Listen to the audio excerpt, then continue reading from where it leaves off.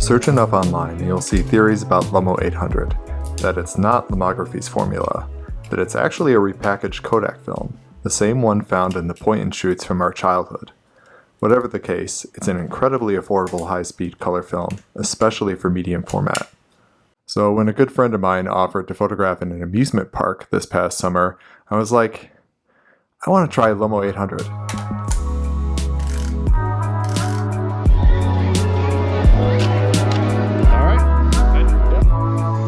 The colors on this film are beautifully vivid. With every frame on this first roll, I was consistently blown away by the colors. It's contrasty, and highlights do blow out a little more easily compared to some other color negative films I've tried, but honestly, I never found it that big of a deal in any of these moments.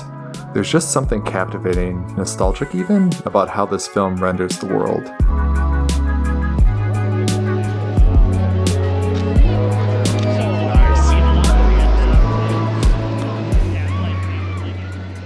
In addition to Lomo 800, I also wanted to switch up my lenses. I swapped out my usual lens on the Bronica S2 for this 50mm f3.5 lens. For medium format film, 50mm is actually wide angle, and I felt it would better complement the scale of the rides in the park. This was actually my first time using Lomo 800, and so since I knew the light was going to be getting dimmer, I actually metered all of my photographs for ISO 640 instead of ISO 800. That kind of gave me a little bit of leeway. Yeah, right. I'm just going to go ahead and do it.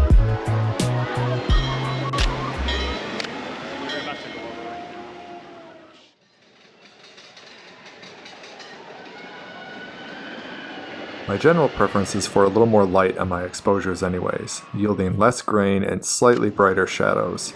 Also, with the essential film holder here, denser negatives, so negatives that were exposed with more light, seem easier to scan because the density of dye making the image somewhat counteracts the glare from light reflecting on the negative in the film holder. I can't remember if I just exposed poorly here or if the shutter closed too soon, because I mishandled the cable release. But I think this reattempt is a really cool example of the magic that happens in these night scenes with a longer exposure.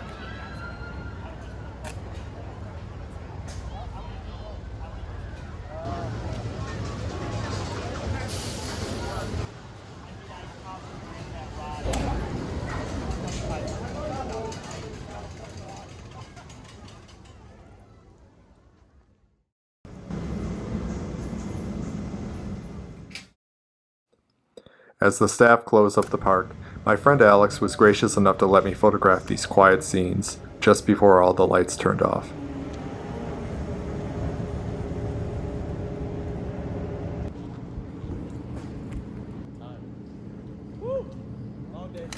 And that was the end of my time at the amusement park.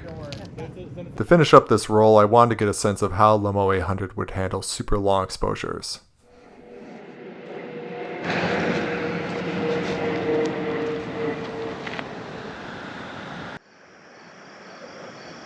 So on another night, I explored the nearby region at the very end of Blue Hour.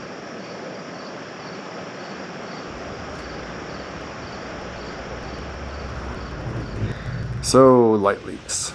Either there's a gap in the light sealing foam somewhere in this old camera, or this is a packaging issue with Lomo 800.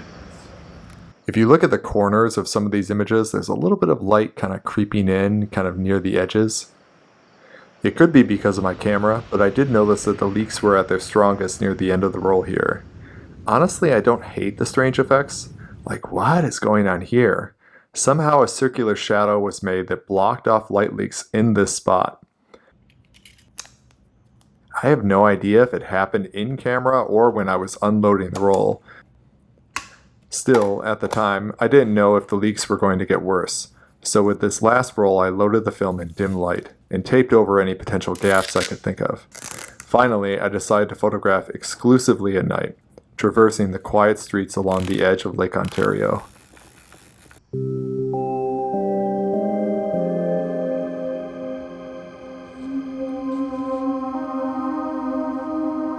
So 11, 44 seconds, or maybe more like 30 seconds. All right, 30 becomes a minute becomes 2 minutes. I'll probably do 4 minutes, 4-minute exposure. Here we go. All right, I'm gonna try one a little bit closer. 4 minutes again.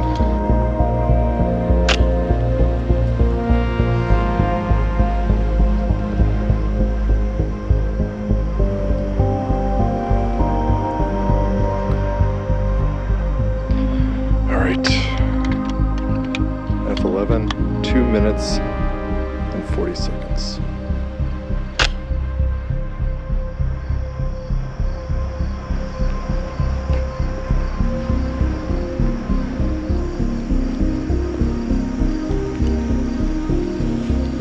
That's pretty cool.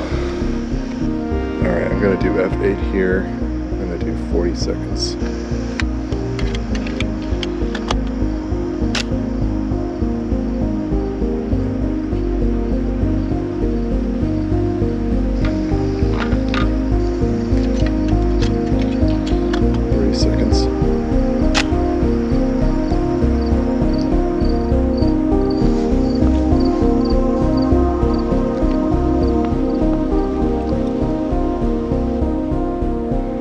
Light is pretty bright, so honestly I'm going to try to meet the light meter in the middle a little bit, and instead of kind of going for what I think is like 30 seconds in the shadows, the starting point was like 15 seconds in the shadows. So I'm going to take that 15 seconds, I'm going to double it to 30, double the 30 to a minute, and I am actually going to double it again to 2 minutes. So hopefully the highlights aren't blown.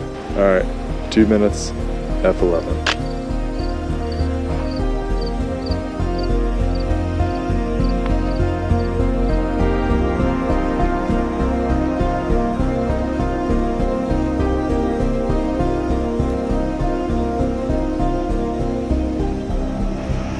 Alright, 4 minutes, F11.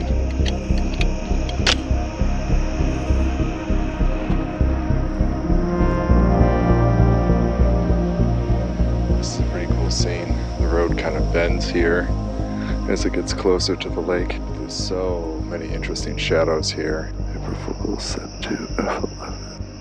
Yeah, it is dark. Just to make sure I have enough density, I'm probably going to start with a basis of 1 minute. So 1 minute will become 2 minutes, 2 minutes will become 4 minutes, 4 minutes will become 8 minutes.